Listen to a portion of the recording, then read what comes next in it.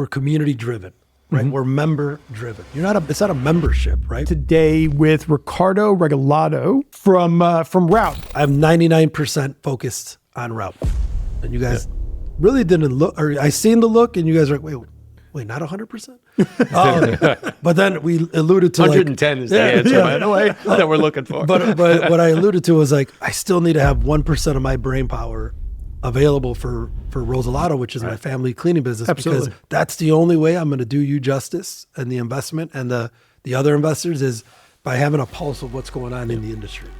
I stay abreast to what is happening because the minute you lose that, I'm just another tech founder that's trying to build technology for an industry that we assume needs it. We were talking about this with your team before, and this is God's honest truth. I mean, this is the only time Ira and I ever agreed on the first phone call with a founder where we both said, yeah, we're investing. Welcome to the Founders Journey podcast. Inspiration, education for founders by founders.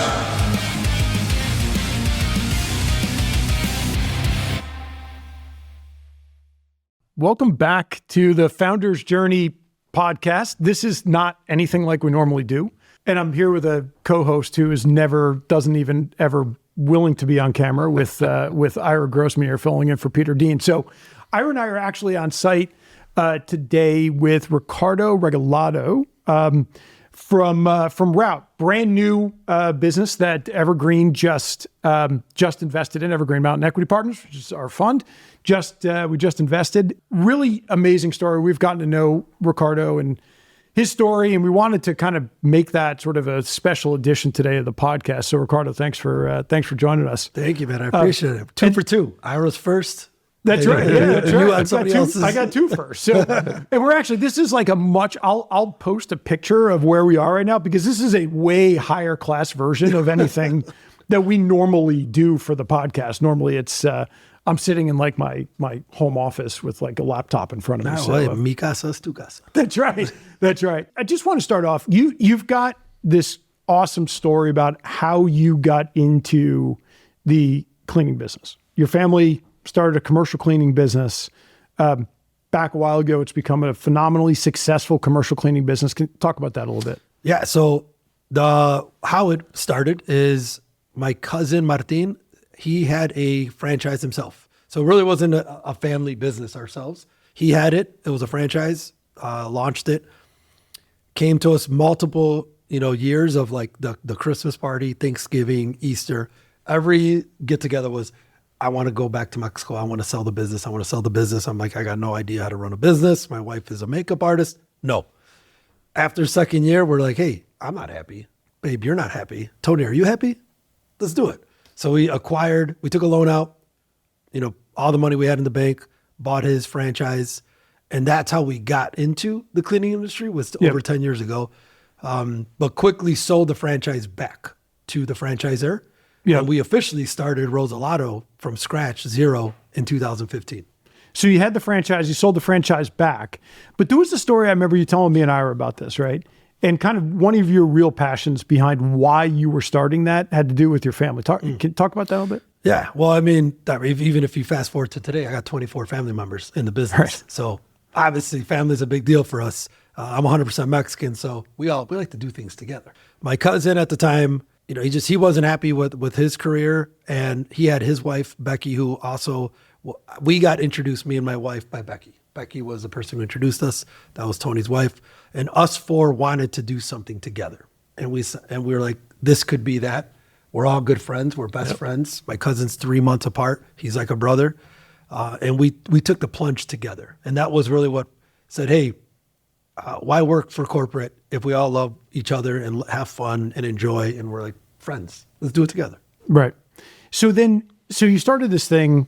You got 24, like this is the essence of a family business at this point, right? I mean, on the commercial cleaning side. Family family too. Right, yeah. I mean, it's wild. Then you went from there and you started Route, which is actually the company that Evergreen invested in. Ira and I can honestly say know nothing about commercial cleaning.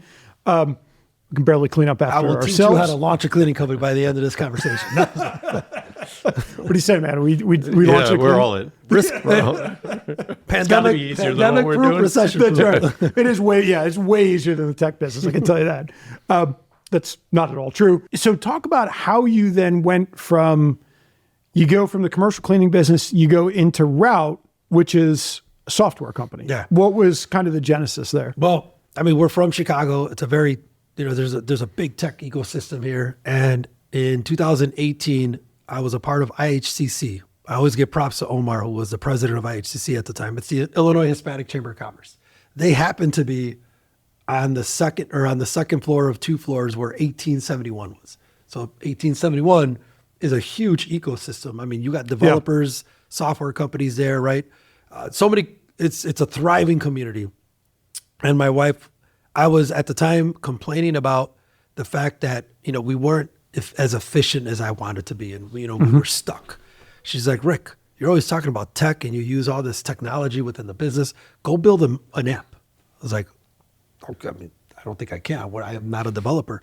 And Omar at IHCC said, Rick, there's this upcoming incubator and pitch competition that Capital One is doing it's called Catapult. This was the first cohort. He's like, just do it, man. What do you got to lose? I did it, and we are here today. I won the pitch with a bunch of wireframes, $40,000, and the story started in 2019-20. So what does Route do? So Route is a platform of business management tools that allows cleaning business owners to connect, grow, and share with their community. We're very community driven. Our motto is, improving the business of cleaning, because software is just one of the things we do. But we are a platform of, education, community, software tools, mentorship, podcast, learning, because there is a lot of facets of the cleaning industry that I learned personally. To build a cleaning company and scale, you need multiple things. Not one thing can get you there. You need a lot. So we're there to help cleaning business owners grow. Talk more about that. So what are the hard bits about running that business, commercial cleaning business? What's the hard bits and what can Route sort of do to impact that? So our goal is to, there's different aspects. You got marketing, HR, sales, finance, so many different aspects that at first pen and paper is great. You got the processes down. You got some systems down, right? Everybody talks about processes and systems. Well, what we did is digitize that, and we brought technology together with the pen and paper systems to automate a lot of different things and save you time and money. Something that we used to just say, now we really live it, is like, with Route, we want you to be able to check out at 6 p.m., go home with your family and spend time with your kids. Yep. Software allows you to do that because it gives you visibility. So we have 3 products today. Bid, which is a digital walkthrough tool, and a proposal generator and bidding calculator. So in a nutshell, it's a sales toolkit, which cleaning business owners need in order to grow. It opens up the opportunities to go invest more into your business. Yep. Pulse comes in to then manage the day-to-day operations. So think of like clock in and clock out, supply inventory management, your calendar of different jobs and projects, a light CRM where you can manage your location data and client information, and then invoicing and billing, right? So the in-between, right? You've won the account, now you got to manage the account. That's Pulse. And then the third piece that we launched recently was Marketplace, which again was another pain point, and it allows a contractor to scale, in my opinion, is scale their business, because subcontracting in our space is the only way you can get into other markets, because you're physically not there. A lot of times in the blue collar space in cleaning, you have your city that you operate out of, you live there. You don't really venture out, but you can with Route and with the Marketplace, because now you can post opportunities across the country and allow other smaller local cleaning companies to apply, and you start to scale your business in other markets that normally you would not have had the opportunity to. Yeah. So, I mean, you're actually letting these companies that are typically much smaller than your original cleaning company, right? You're allowing these companies to start to tap into these huge markets, right? Correct. So you're really growing those businesses. Yes. You're growing your business and those, because they don't get a seat at the table sometimes, right? RFPs for a smaller company, it's tough. It was hard for us, but now since we can win an account as a prime, the subs can benefit from winning that business in their local area. Yep. That's how the big guys grow.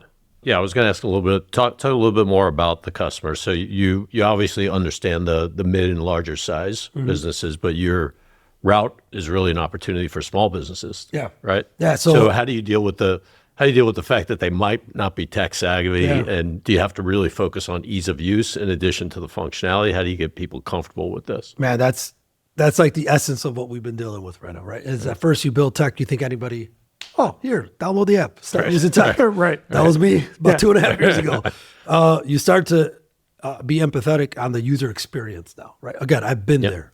I started when I was, small. So what we wanted to do is make it more simplified for them. Again, most of them are doing a lot of these things already. It's just they're not using technology to enhance that system. And if you know our industry, 93% of the cleaning industry in the US is under 1 million in revenue. Why that's so important is under 1 million in revenue, you are still in a growth mindset where you are still probably doing the walkthroughs. You're most likely the salesperson for the company.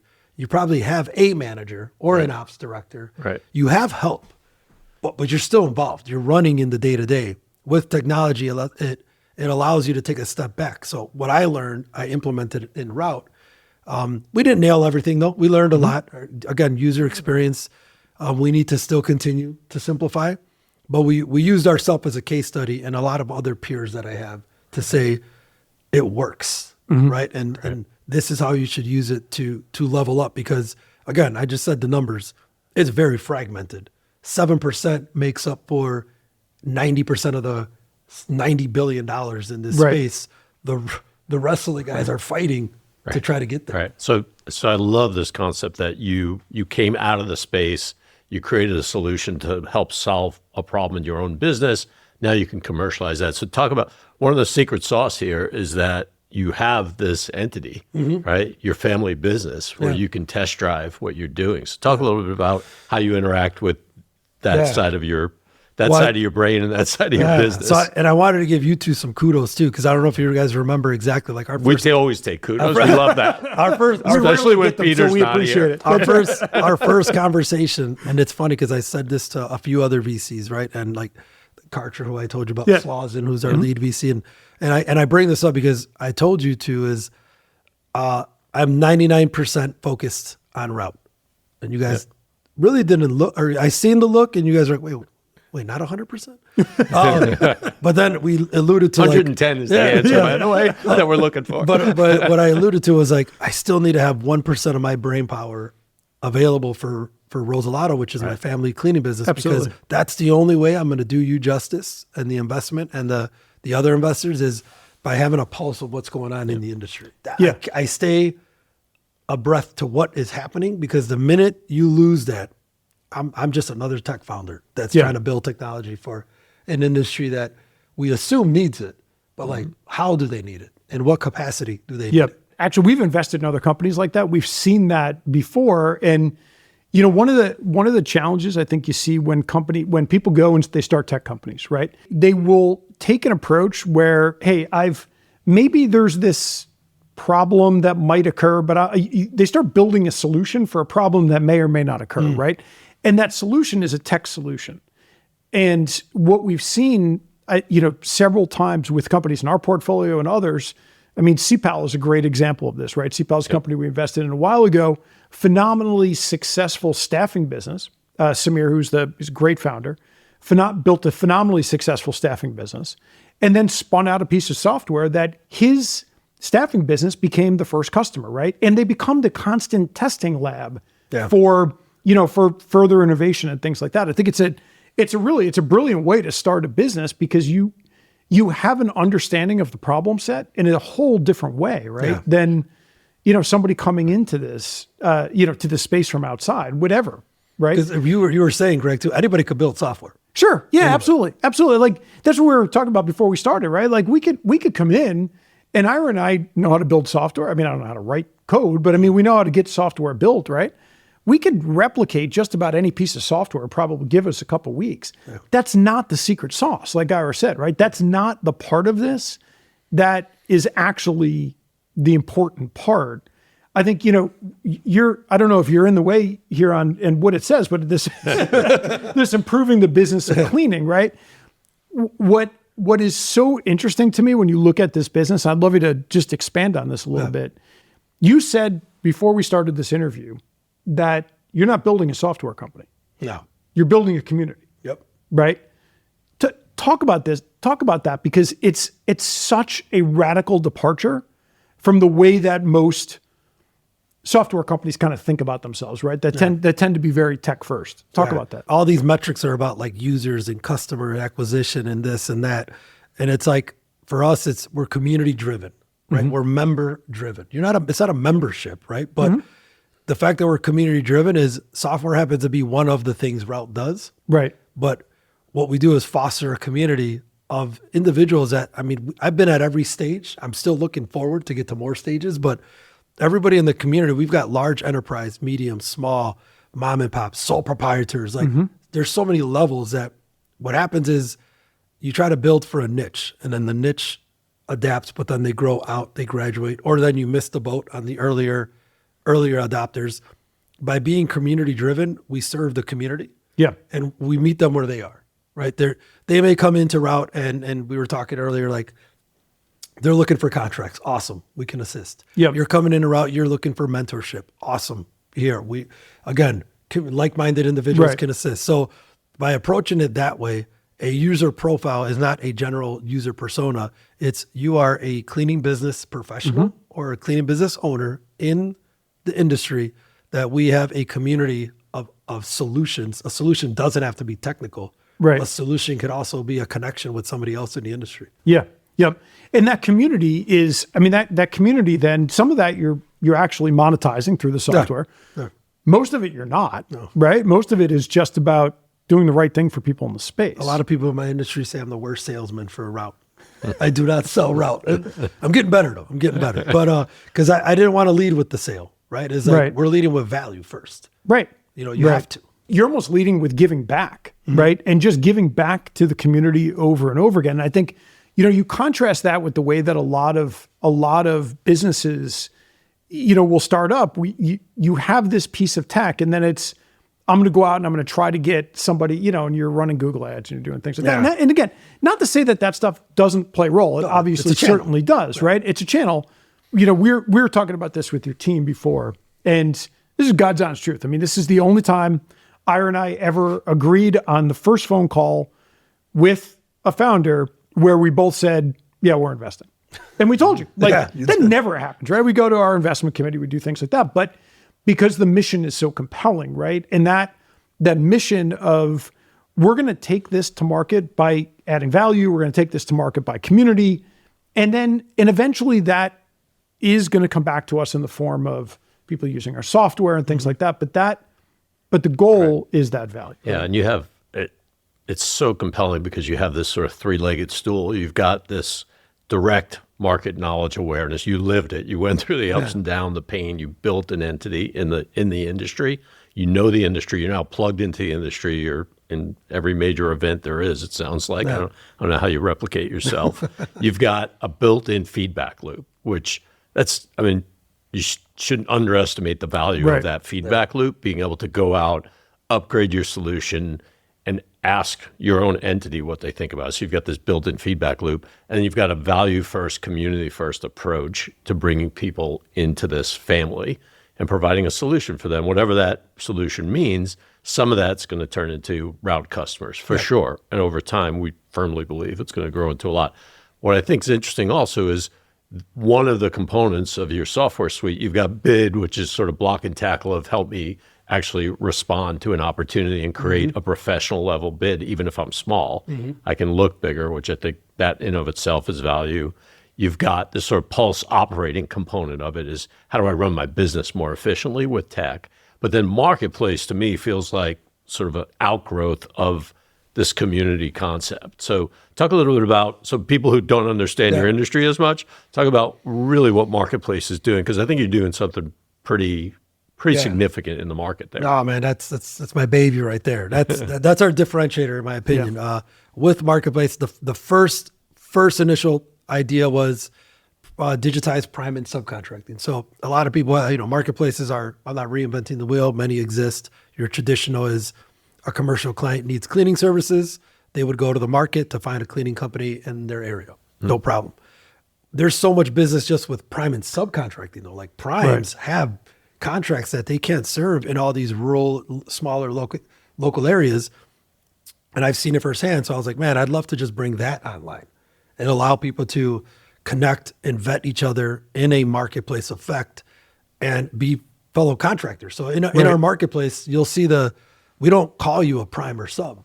You're a contractor. And why? Because a small contractor can also be a prime. You can have a contract with a relationship of a client, and they may say to you, hey, Ira, I love how you guys operate here in St. Louis. We're going to DeKalb. Can I still work with you and maybe you find somebody over there? Right. That couldn't be done digitally today, right? There's some networks out there, but that was the first concept of we're going to bring that to the marketplace. Awesome. I have great relationships with suppliers and manufacturers, and they're like, Rick, man, we've got a problem connecting with the small contractor. Right. A team came to one of our events for Cleaning and Cocktails, and they're like, we asked out of the 130 contractors that were there, 36 of them knew who we were. This is a large industry brand, and they were pissed. They were like, how do they not know where to buy our supply or our chemical? And we're like, man, there's an opportunity there. What if we, again, you can't buy supplies on the marketplace, but what if we're a connector and we can be a conduit of education for, again, the map, it's all map driven. So a prime can see where a sub is, post a contract, a subcontractor can apply, and you guys do business based on where you are in a map. Same concept of you now won the contract, you need to buy supplies and you need to buy equipment. Let's have those manufacturing and supplier reps also profiled. So then now that smaller cleaning contractor, who if you ask them, they don't have any of those in their Rolodex on their phone. They're just not big enough. They're not being sought out by the supplier and the manufacturer. So we're going to bring them once again online to connect and grow. And then it just continued on. Like now people go to Google and Facebook groups for questions and answers. Yep.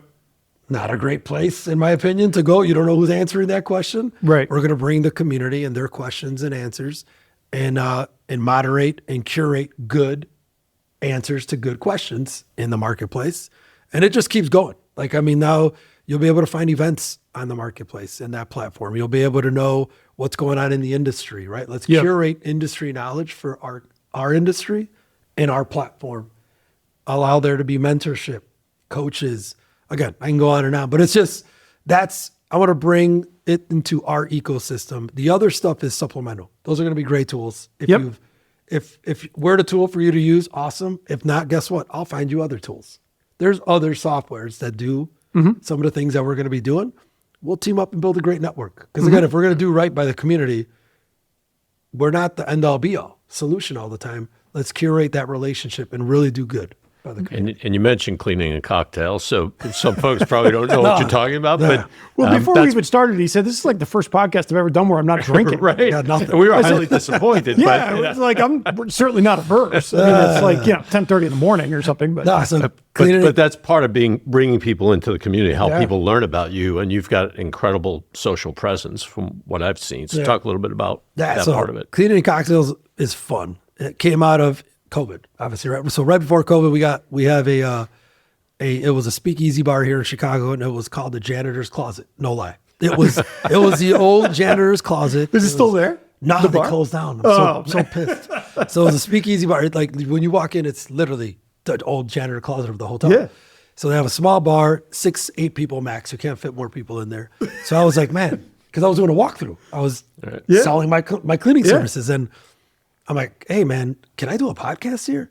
Like it came up right there. It's like I'm in the middle Did you of even do a podcast at the time? So we did too. Okay. No, we didn't. No, it spawned from me. So if you walk into this room, you don't have a podcast. No. You walk into this room and it's like, I want to do a podcast. I'm gonna do a podcast because I seen cocktails and I'm like doing cleaning. And I'm like, man, okay, I'm not saying and just promoting that cocktails is everything, but like your guard goes out a little bit when you have a cocktail. You have a beer, you shoot the shit, you're networking. Yeah. It's easy to share, right? And conversate and network. So let's do it. Boom. 2 episodes in. I mean, not the greatest episodes. If you guys go back there, it looks okay, not great. COVID happens. Yeah. So then it goes to Zoom and like online, and I hated it so much. I'm like, I don't like virtual. There's something about in person that I was stuck with it. Yeah. So we do the best we can, and that's why we have this studio here. We'll invite cleaning business owners, suppliers, manufacturers, anybody who's a professional. to share a cocktail, talk about cleaning, and I give them a spotlight to share their story. Yep. And it's really turned into this whole other opportunity to just Fantastic. have I think he fun. just said we're not professionals. No, Well, I mean, you guys, it's really amazing, right? Because we're sitting here and like, you can't see us around us. I mean, there's like tequila with, I could say the name of your sponsor on here. yeah, Casa Azul. Yeah. So Casa Azul bottles all over. But I mean, you're like, there's sponsors for this and like, it's a legit operation. Question is, you got your investors coming in. It's like, is there too much tequila around here? Oh yeah, you clearly, you don't really need to. We'll get to know each other better, and you'll realize how actually ridiculous that statement is. Ira can certainly attest. But last question before we wrap up: where do you take this business the next few years? What does this business look like? Yeah. Where do you want to see this? What do you want to see this business look like over the next 3, 5, 10 years? I mean, what's the long-term vision for what you're building here? Yeah, man. So ultimately, we want to be a beacon of light for the cleaning industry. And we want to positively impact all those, whether you're small, big, large, on all sides of the business. We want to stay true to what it says behind me, right? Is just improve the business of cleaning. And I don't really say the word disrupt, because it's not that I'm trying to disrupt something that's broken. Mm-hmm. It's not broken. This industry is still great, right? But we're enhancing and doing things better to connect. In the last 5 years, it's shown the industry is opening up, connecting, competition is working with each other. And I love seeing what that's done. So I want to take that to the next level, not just in the US, but in Mexico, Latin America, Canada, Europe. Cleaning is global. Yeah. What we're building with Route is a global solution, and the community is global.